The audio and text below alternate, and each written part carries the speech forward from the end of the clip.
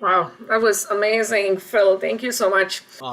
Well, it was Malcones, but it wasn't really straight Malcones. So I there's see. actually a little story behind this. In the performance, Uh-huh. I was planning to play this piece at the end of the performance, but we ran out of time, so we had to cut it. So Uh-huh. this is a composition, original composition of mine that's in the style of a dhun, like a Shehnai style dhun, Uh-huh. from India.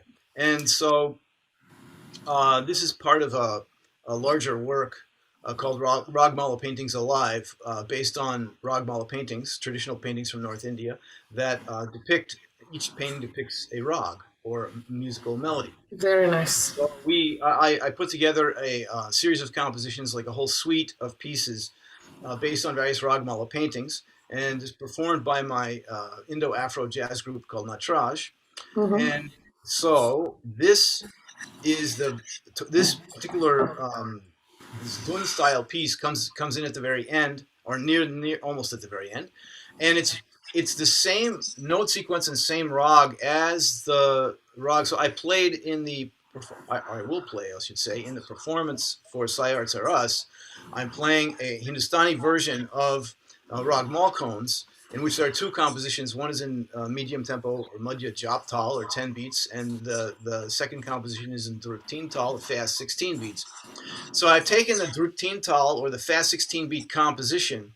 I use exactly the same note sequence, but I change the rhythm and make it into like a folk song or a folk tune sounding, Chennai style folk tune sort of style.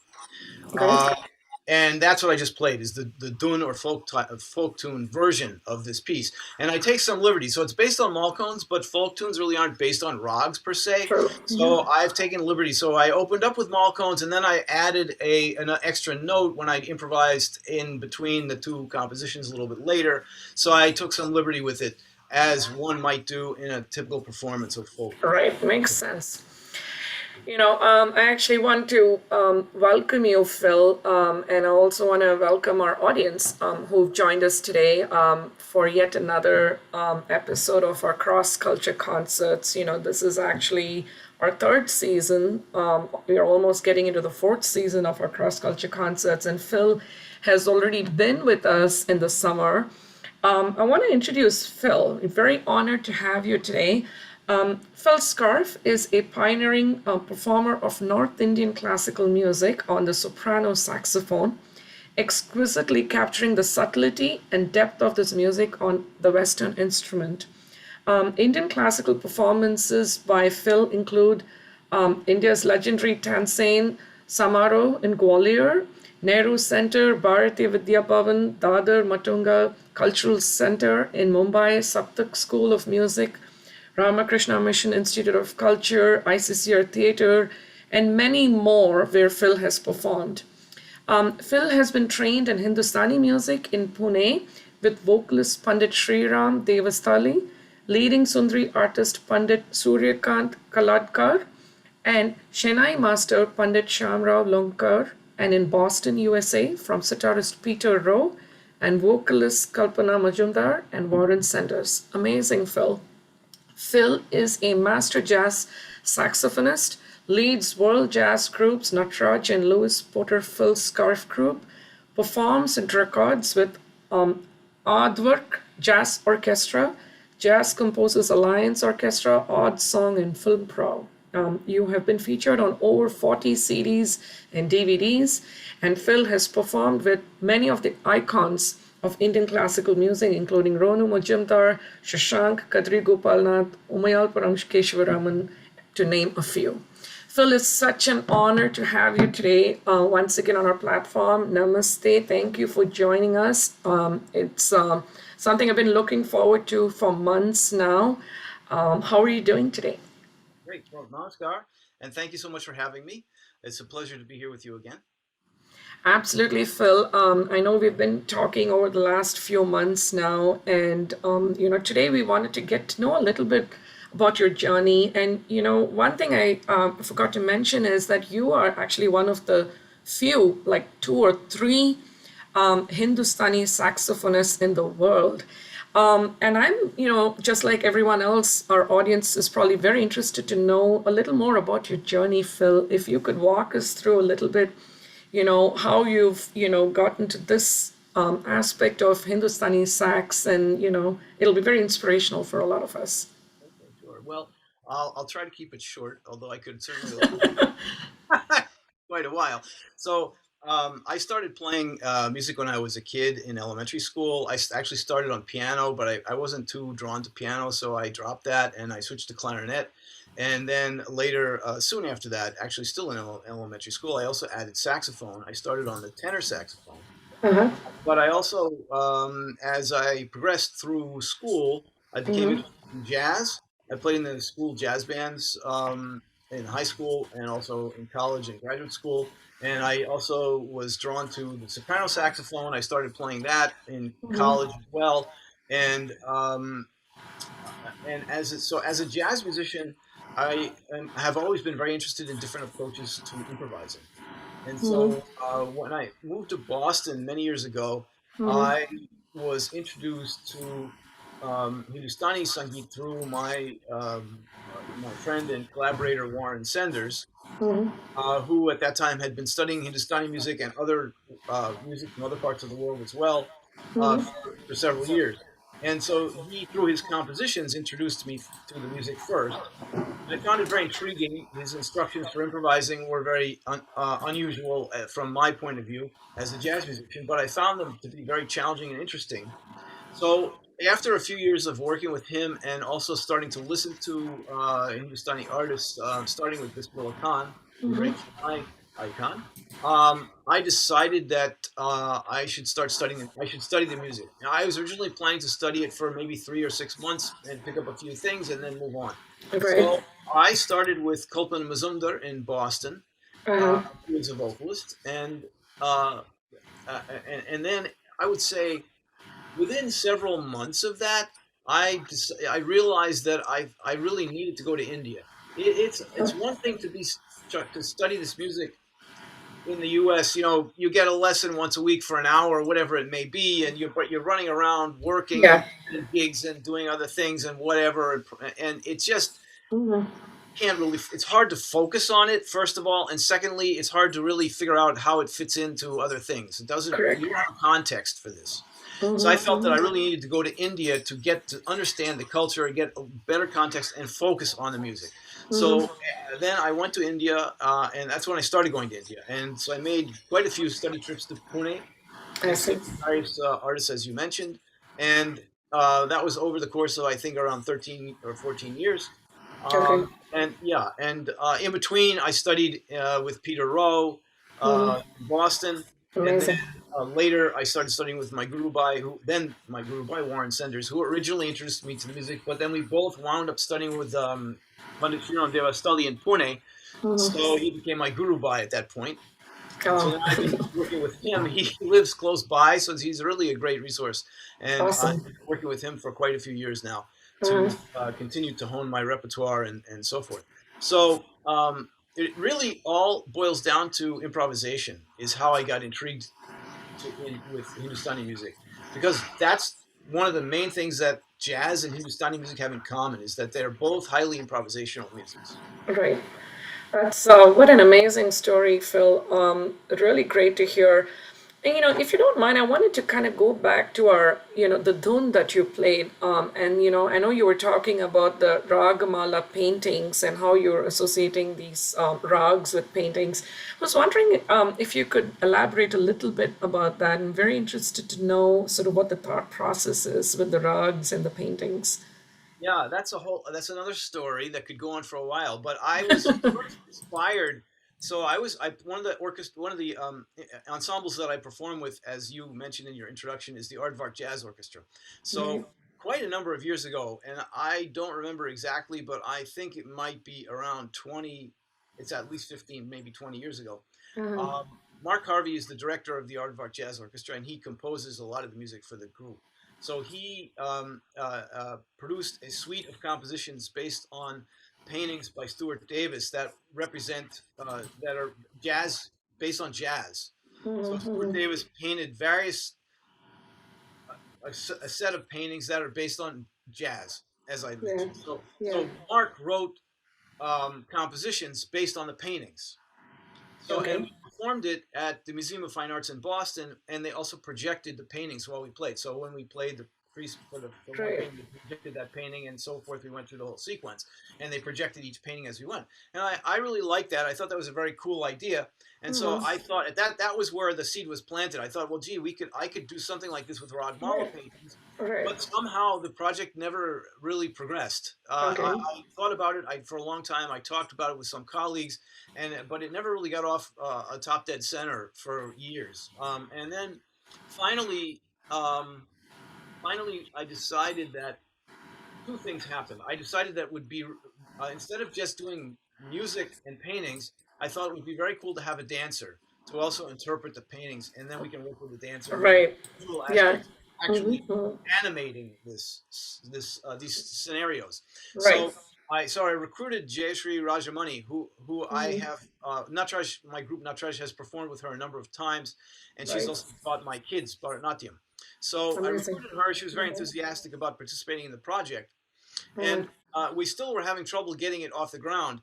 And then I remember I played a gig, and I was talking to somebody after the gig, and I was telling him about the project, and I was like how I was having trouble kind of getting it started. He says, "Look," he says, "you don't have to think about putting the whole thing together." He says, "Just pick one painting and put together one piece, perform that one piece, record it, and then start working on one by one, more adding. And before you know it, you're going to have the whole suite put together." Right. So I thought, okay, that's a great idea. So let's do that. So I met with Jayashree. I said, we'll pick one painting, and we'll put Hmm. together one piece, and we'll perform it. We had a gig already lined up, I think, at that point. So Okay. that's our target. We have a gig. Now we have to put together the piece.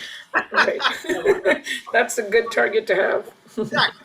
So we did that, and it Mhm. was. I thought it worked out really well. A band really enjoyed it, and it was. And the audience also enjoyed it. It was. I thought very effective. So that was how we started it, and then we just kept moving from there and building like painting by painting and so forth until we got the whole suite put together.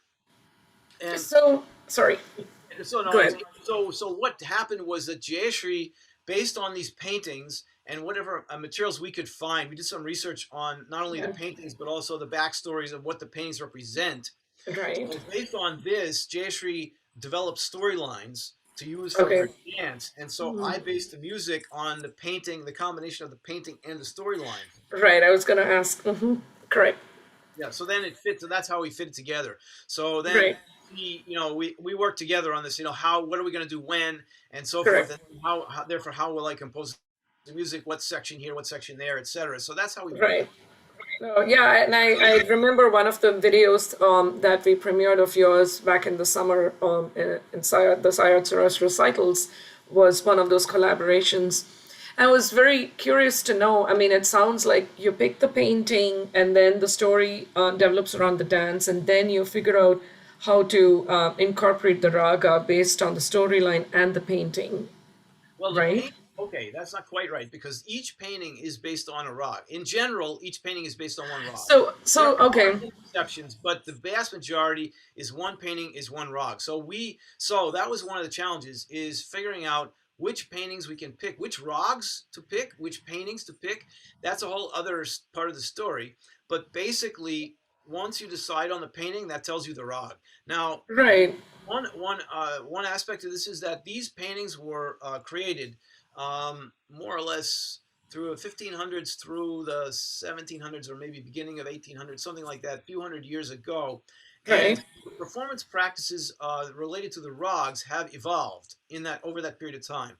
But we, of course, have no recordings of how those rags were performed back in those days. So we don't know what was really done, but we do know that there are discrepancies in the number of notes used in some of the rags. Some rags are consistent in terms of number of notes that were used back then versus now, and some are not. So we know that that has evolved to some extent, and we know other aspects of the performance practice have also evolved. But we decided it was not something that we didn't want to make this into some big research project of trying to figure out how were the rags performed back when the paintings were created. So we based our composition and improvisation on the current contemporary performance practice for each one of the rags. But so a question I have then, which makes sense, so do you pick particular kind of paintings, like paintings, are they like music related paintings, dance or landscape? I mean, what kind of paintings are they that suggest what the rag is? Right. So there's some other very interesting aspects to this, that these paintings were created in various centers all across North India over the course of the 300-year period that I mentioned, right? So it's Right. a vast geographic area plus a long time span. But the iconography is very consistent throughout the geography, throughout the history. And so what I understood, now I'm not the world's expert on this, but I did talk to some people who are have a lot more expertise than I do. That's just amazingly thought out, Phil, and this is cross cultural on a totally different level. Very, very interesting, for the audience that's tuned in, encourage you all to, look out for Phil's concert premiere, and pay attention to some of these details. There's a lot of thought that's gone into this performance, it's cross cultural on a few different levels. You know, one question I had for you, Phil. Given that the saxophone is a Western instrument, and everyone knows that, is there anything in particular you would like to mention from a Hindustani standpoint? Were there any kind of challenges, that you faced, either technically or from a perception standpoint, in terms of performing Hindustani on the sax? I mean, anything that you would like to share with us and how you kind of overcame that? Right. Well, so the, yes, there are a lot of technical issues trying to adapt saxophone to Hindustani music, Right. because Hindustani music is not only about notes, but it's about ornamentation. In fact, a big part of the focus of Hindustani music is how the music is ornamented, and Correct. in sliding from note to note, putting in kanaswara or neighboring tones, all these kind of things Yeah. ornament the music. And those things can be very difficult to realize on the saxophone. So, for example, in Western music, we don't usually bend like glide from one note to another. That it's done to some extent, but it's pretty limited. Like in blues or something like some jazz performance will happen a little, but not to the extent that you hear it in Hindustani music. So, for example, in the maltones that I was playing, you have so instead of playing, okay, you can do Right. right, and then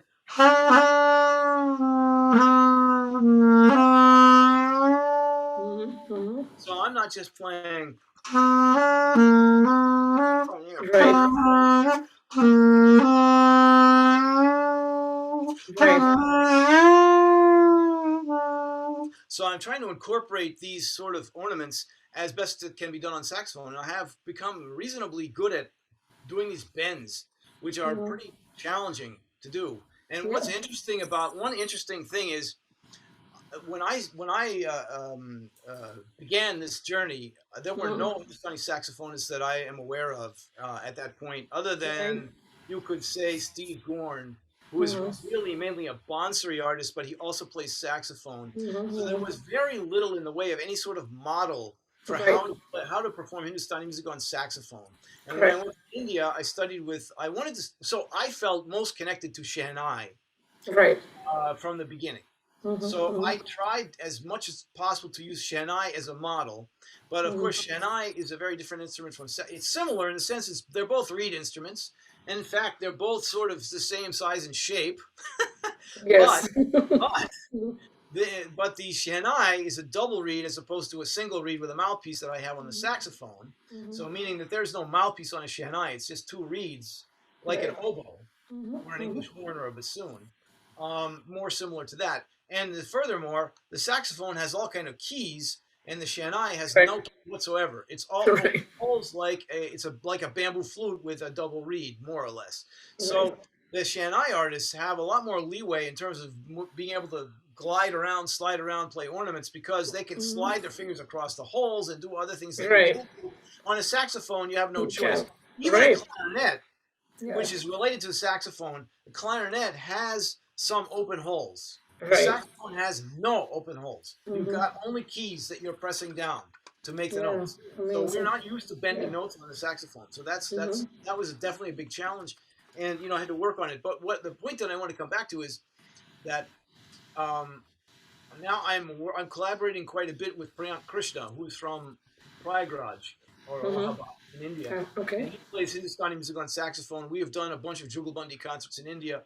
Amazing. I think we proposed to tour the U.S., but the pandemic canceled that tour for us, so Yeah. it didn't happen. But I've been working with him quite a bit, and he doesn't do this.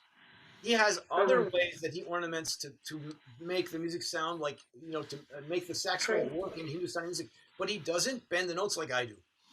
Interesting. Like, he was surprised when he heard me, like, Phil, how are you doing this? what are you doing? And then, and so the other thing is, in Carnatic music, of course, we have Kadri Gopalnath, who is the one who popularized the saxophone in Carnatic music and brought it to the concert stage. And he's or was a vastly popular Carnatic. Unfortunately, no longer with us. But he also did not do this. I played with Kadri, and I also played with several of his senior disciples. They don't bend notes like this either. Yeah, amazing. That's one of the questions. Like, I got Srimant, Sumant Swaminathan is one of the senior disciples that I have played some Jugalbandis with. And so I remember, we were sitting here practicing in my studio one day, and it's like, how? Bend those notes, just cut them slow like this. What are you doing? So how do you do that, Phil? Well, it's a great question. So it's like it's a combination of adjusting the air pressure, adjusting the pressure of the jaw and the lips, and slowly moving the keys up and down. It's a combination of those three things that allows me to do this. So I can.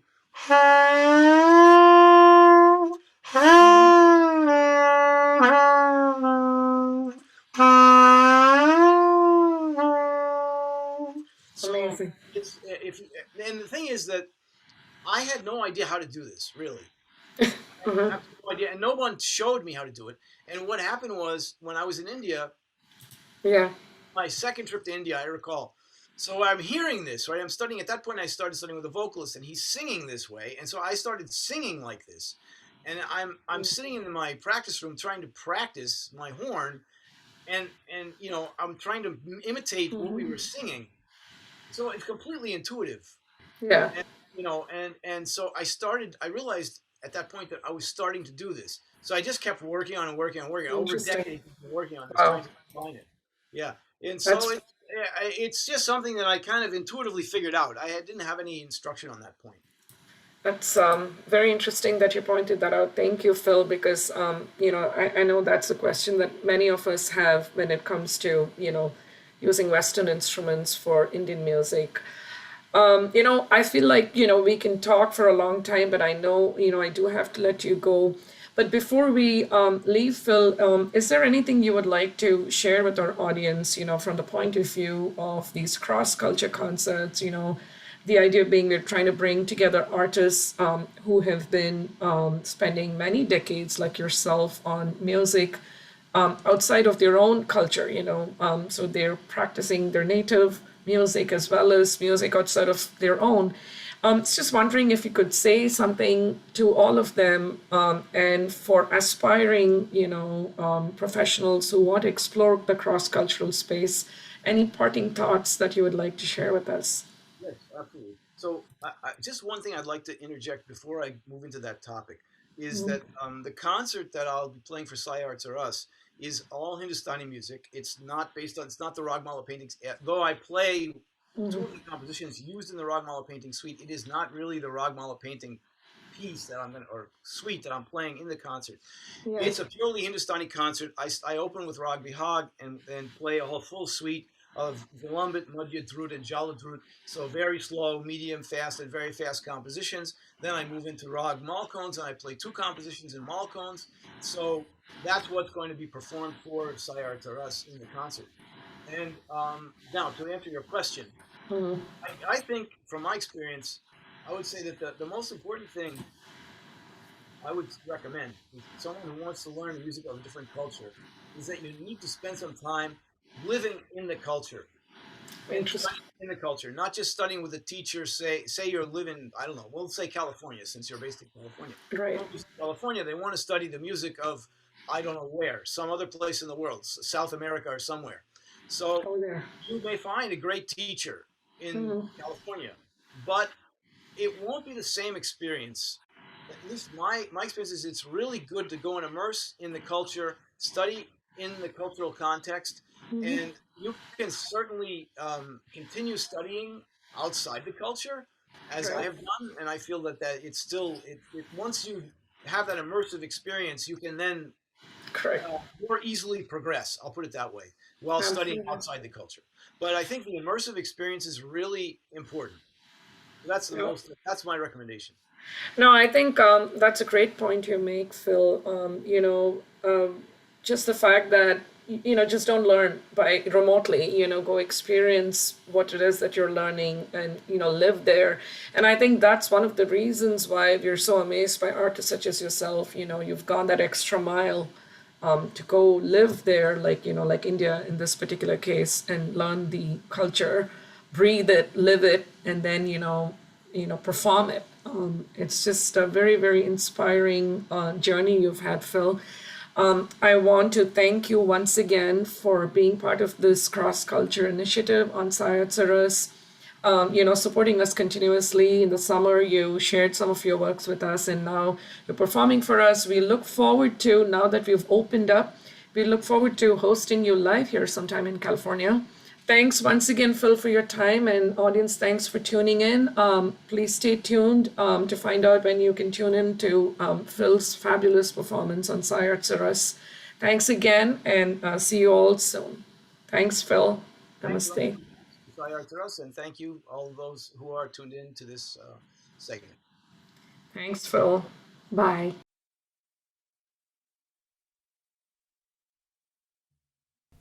Namaskar and welcome to today's program. Thank you for attending. And I'd first like to thank Ranjani Ramachandar Kaushik and Sai Arts R Us for having us perform for you today. We will begin with the North Indian classical rag Bihag, and we're going to play several compositions, starting with a piece in Vilambit Tilwada, which is a very slow 16-beat rhythmic cycle.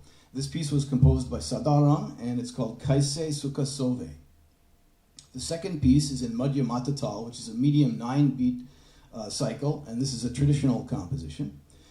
Then we'll move on to a Drut Teen Tal, very fast, a fast 16-beat cycle, again by Sadarang, called Bolama Re More Monaki. And we will conclude with the Jala Drut Teen Tal, which is a very fast Teen Tal of 16 beats, original composition of mine. Once again, Rag Bihag, and we hope you enjoy this.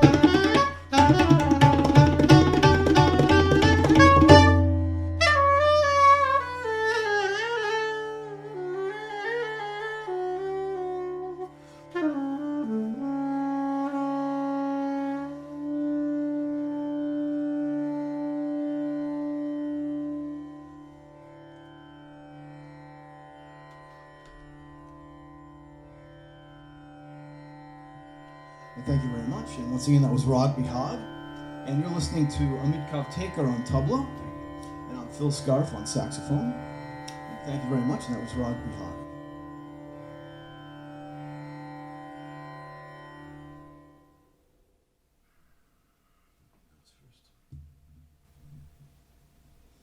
The next rag that we're going to perform is Rag Malkons, and we will play two compositions in Malkons. They're both original pieces written by me, and the first one is in Madhya Japtal, which is a medium tempo 10-beat cycle. The second one is in Drut Tintal, which is a fast 16-beat cycle. Rag Malkons.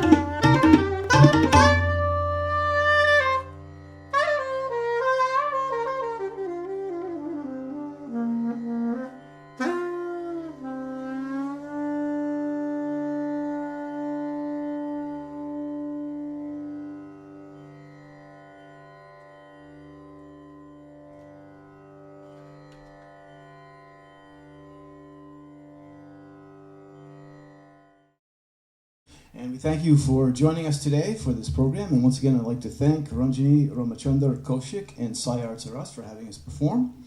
And once again, this is Amit Kavtekar on tabla, and I'm Phil Scarff on saxophone. Thank you very much.